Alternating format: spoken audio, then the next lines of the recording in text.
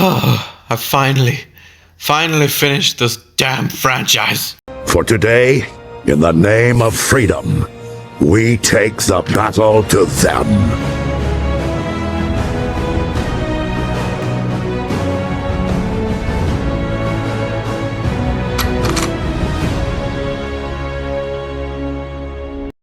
Hello and welcome to a video that has been... Oh boy, I am so freaking scared to do this one because I know what the fans of this franchise are like. So, just to give you some background, I never watched the Star Wars movies. There was only one that I watched when I was like, 7 or something? But I'll get to that when I get to that.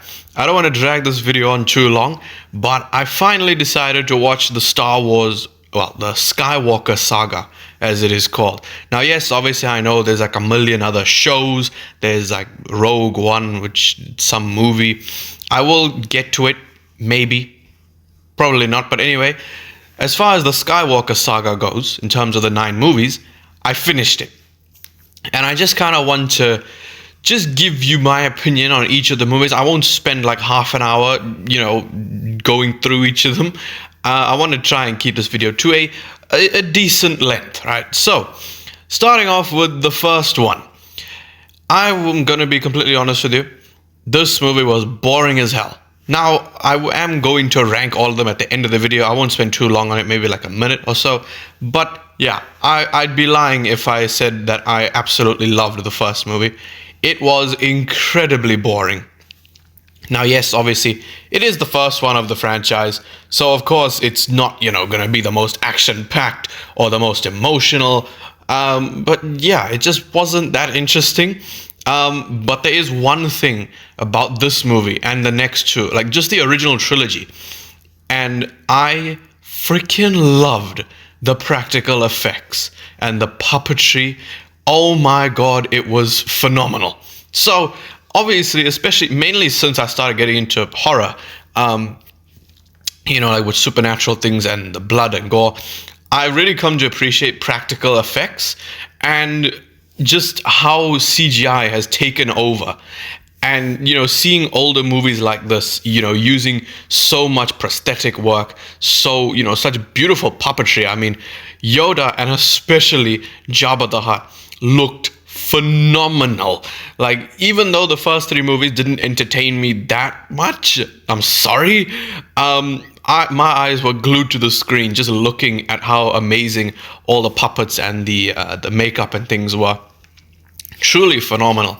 And to be completely honest, it destroys anything that we have in the modern day. So yeah, that's like the biggest positive I can give the original trilogy.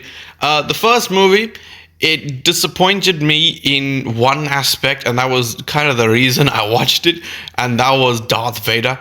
Darth Vader in this first movie does nothing.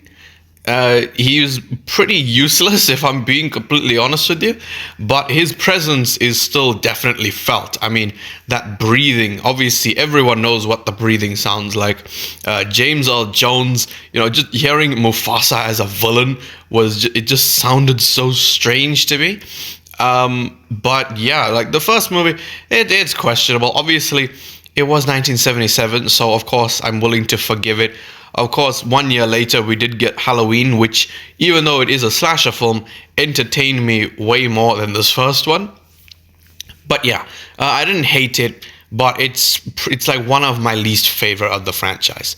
Then we move on to what most people consider to be like a godly sequel, the best of all time, is The Empire Strikes Back. This was way better than the first one.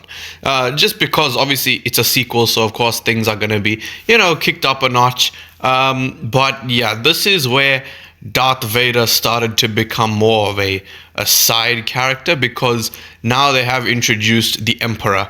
And I don't really like when movies do this.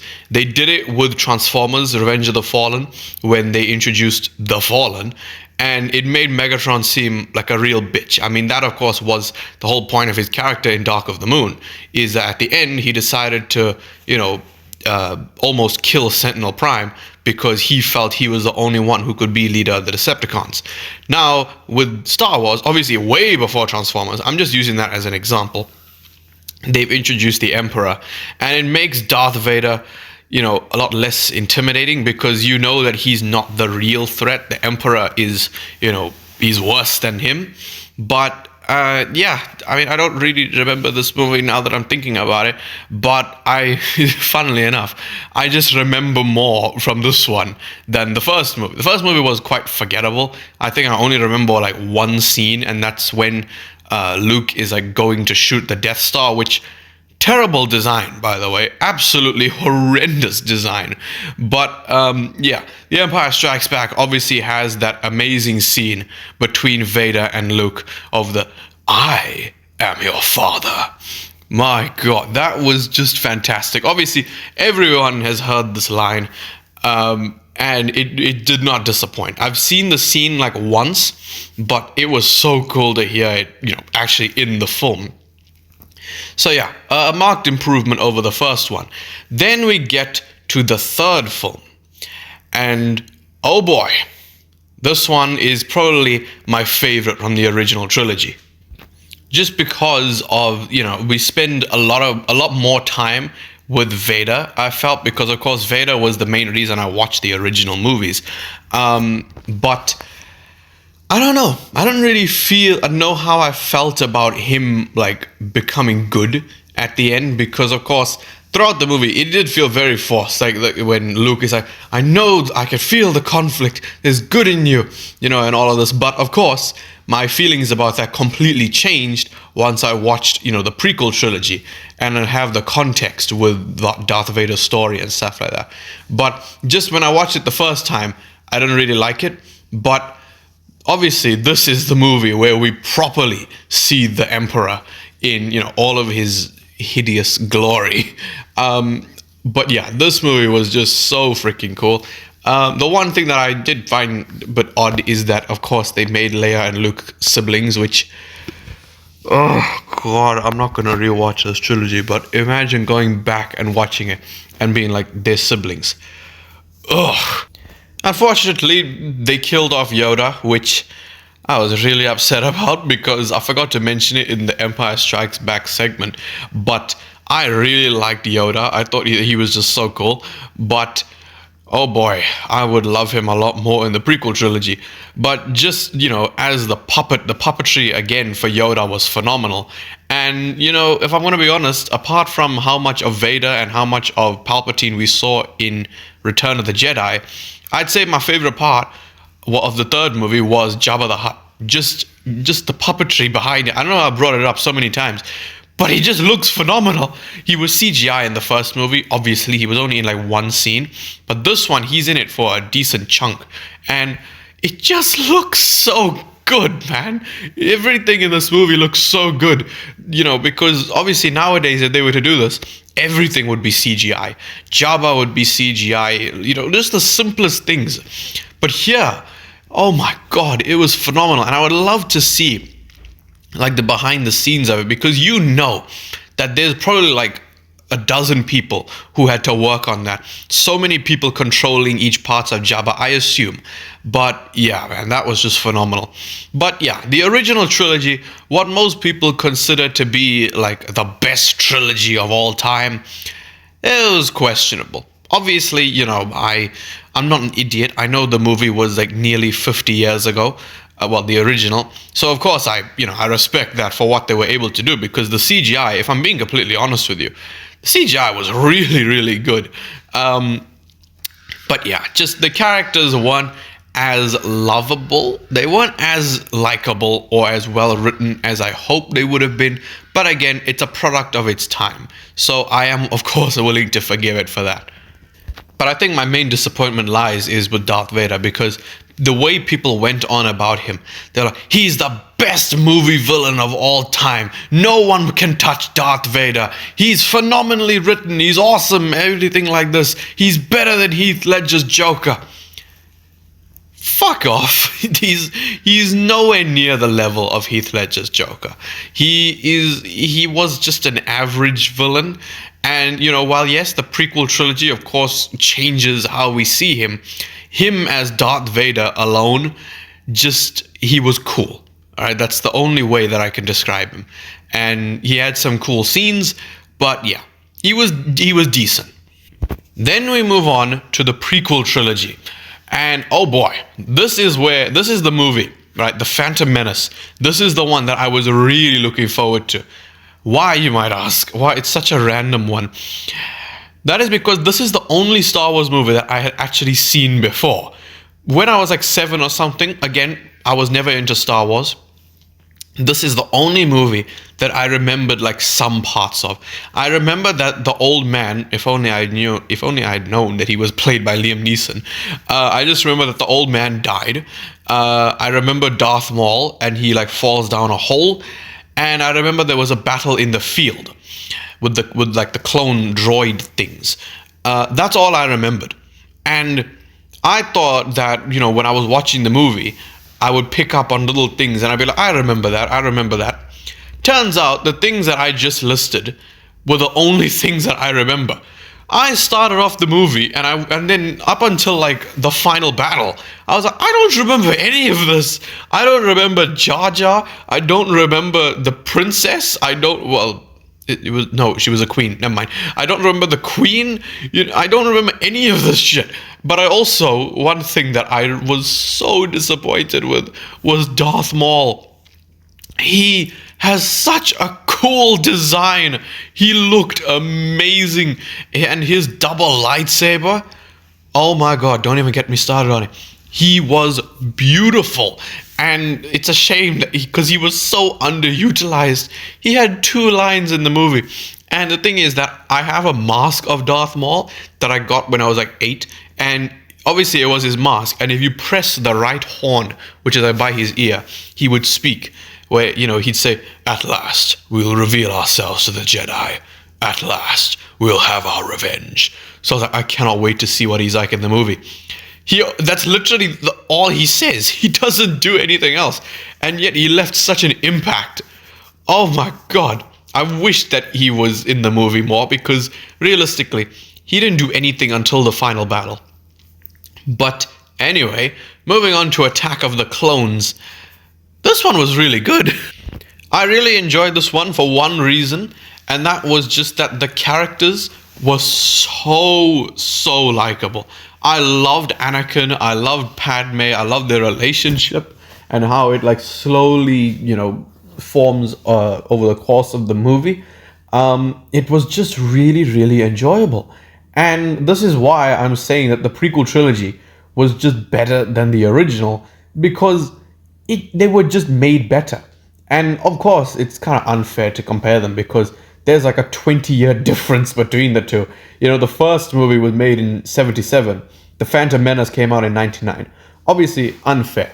But yeah, Attack of the Clones was just, it was fantastic. And the only reason why I prefer Attack of the Clones to the Phantom Menace was just because of Darth Maul. If Darth Maul did more in the movie, Phantom Menace would be above Attack of the Clones. But moving on. Holy shit. Revenge of the Sith. This is phenomenal. This movie was just amazing because obviously this was the last in the prequel trilogy, and we know that this is where we're gonna see Anakin become Darth Vader. And just oh shit, sorry, I forgot about Count Dooku in Attack of the Clones. He was a pretty crappy villain, but he did give us that amazing fight scene with Yoda. Yoda in that scene, absolute goosebumps. That made me, like, I'll be honest, that made me cheer. I was really happy with that. But yeah, this Revenge of the Sith is the movie where everything just spirals out of control. This is where everything goes to shit. All the Jedi die in probably the most shocking scene of the franchise, if I'm going to be completely honest with you.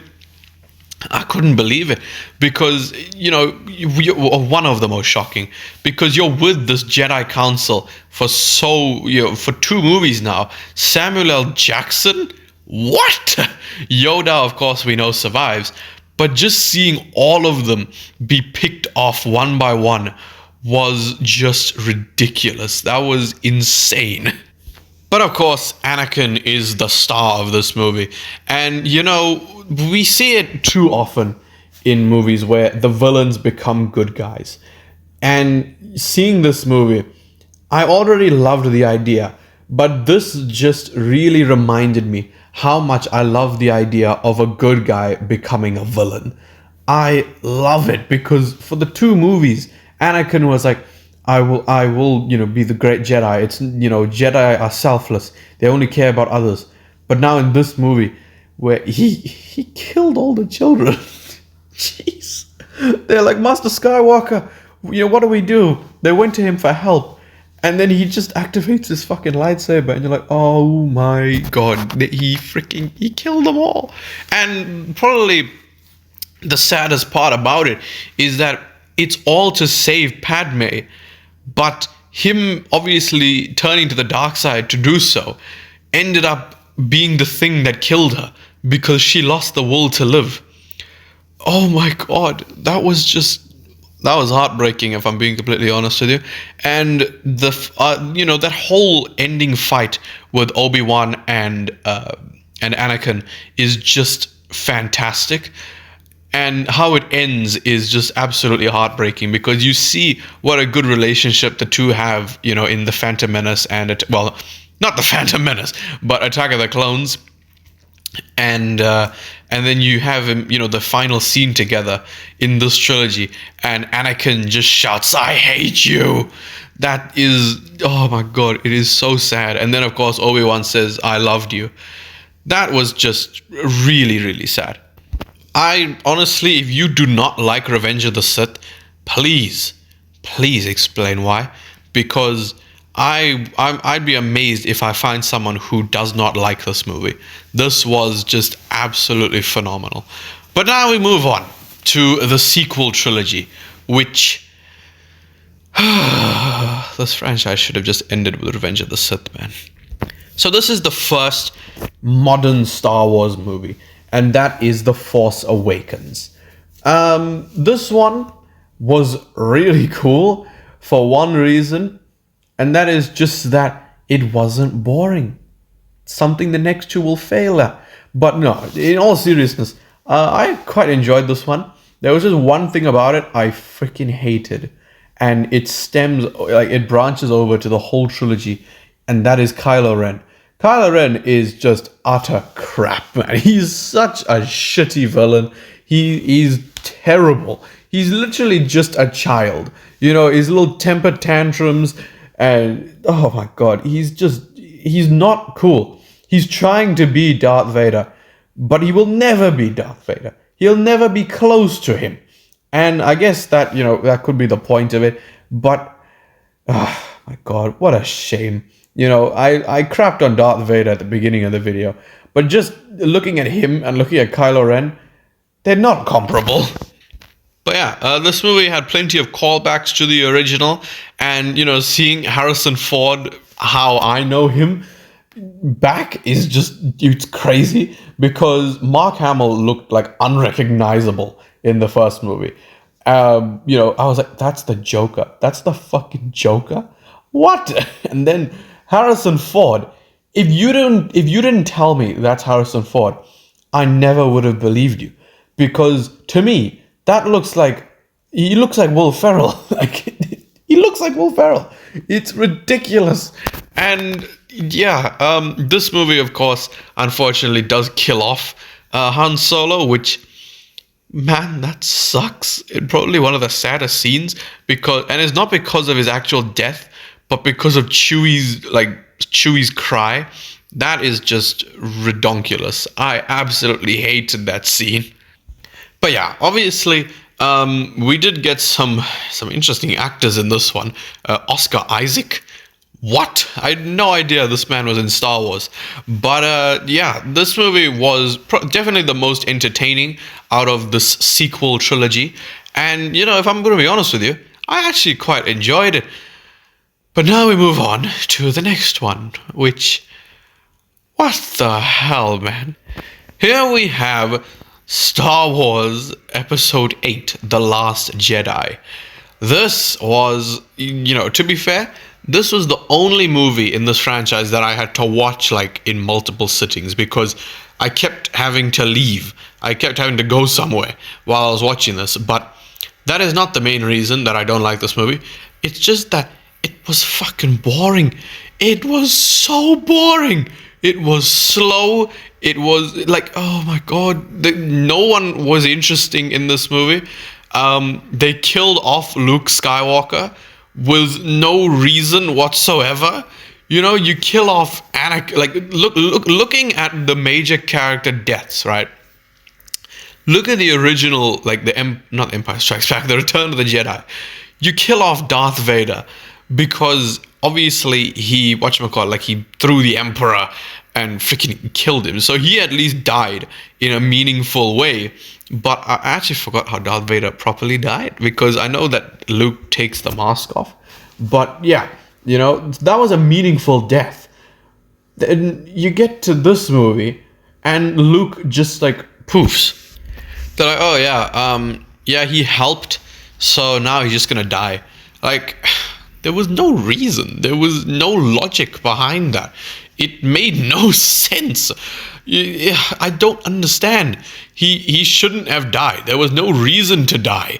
Padme, like, again, just, you know, comparing to Darth Vader, comparing it to Padme, that death was set up flawlessly. You know, like her, like being in the dreams of Anakin, and him obviously having this fear of it happening.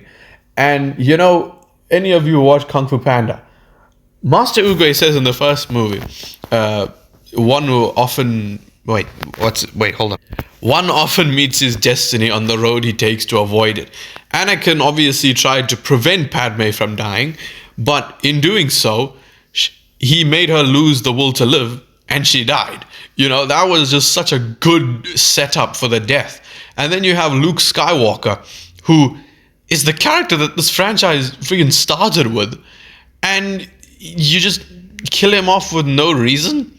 Like, it didn't make any sense to me whatsoever. And I can understand why people were so angry with this movie, and they were so angry with the director, because this was a very different film, very boring. But I think it's time we move on to the one that I was really, really interested to see. And that is because of the audience reactions. And that is The Rise of Skywalker.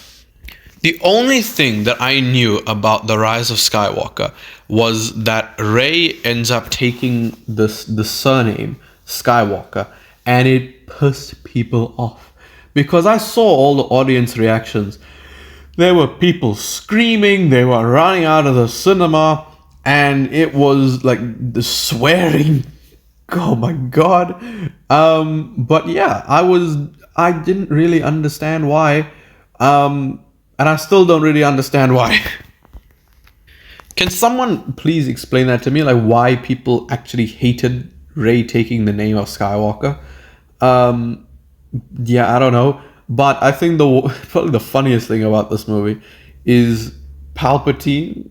What? Why? I know, obviously, the line is like one of the worst lines in history of somehow Palpatine returned. And, you know, I'm going to be honest, as much as I hated the fact that they just brought him back with no explanation, he looked fantastic. He looked really, really good. They made him like a zombie. And then later on, of course, he comes back to how he used to look originally, like in the first trilogy. And yeah, the fact that they made Rey a Palpatine is just kind of annoying, because they are very much just retreading what they did before. And that is an issue that I see with a lot of movies nowadays, is when they make like a sequel trilogy to an original trilogy, is they end up mirroring things and taking certain storylines. Because this is obviously copying what happened with Luke and Vader, where it's like, oh, the protagonist is related to the villain. You know, this is shocking revelation, which obviously with Luke it kind of was, but of course we live in 2024 where almost everyone knows that line. And then we get to Rise of Skywalker, where they're like, oh, the main protagonist is related to the villain. It's shocking, right? Which is kind of stupid. But like this movie, again, what I was saying earlier, with like mirroring the original trilogy, Scream did it with this new duology. Obviously, Scream 7 isn't out yet, and I hope that it's good, given all the drama behind it.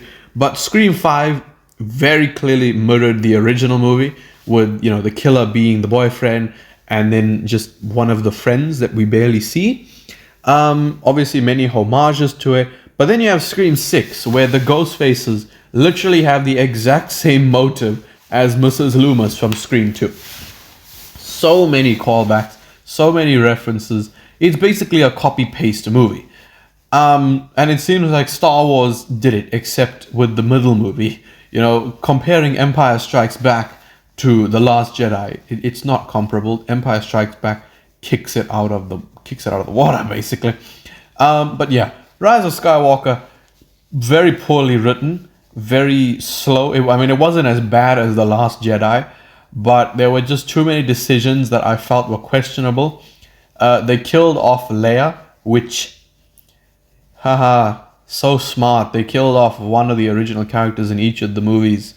Wow, so smart. Yeah.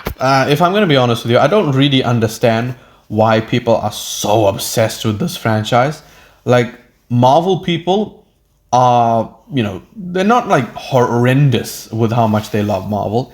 DC people are like fairly defensive, but the Star Wars fan base, oh my lord, if you say anything remotely negative about the original trilogy, you will get death threats. And I know, because it happened to me.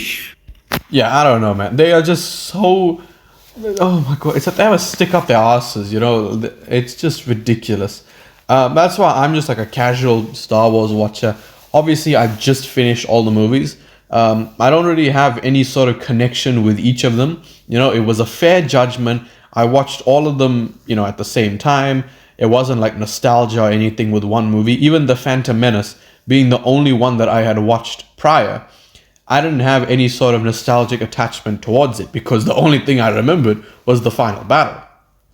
But I guess if I was to rank all of them, I do have it in like my Letterboxd listing for all the movies of 2024, which is going to be a huge video at the end of the year. But so I'm not going to show it to you. But last place is obviously The Last Jedi. Then it's The Rise of Skywalker. Then it's the original.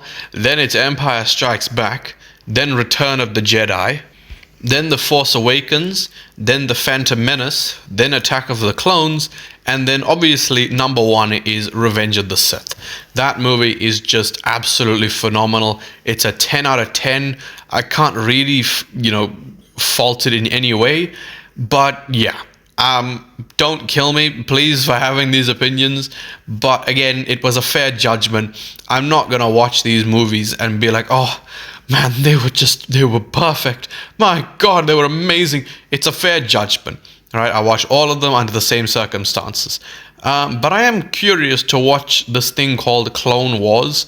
It's a show from what I understand. But the reason why I want to watch it is apparently Darth Maul survived his fall down the hole, which, what? How the fuck does that happen? He got cut in half. But yeah, apparently he is in it, and apparently his character arc is like amazing. So yeah, hopefully that's, wrapping everything up. I don't think there's anything else left. So yeah, please let me know your thoughts on what I said. If you have any vulgar words, say it anyway, because I'm really interested to see. Yeah, if you did enjoy this video for some reason, please leave a like, subscribe, and goodbye.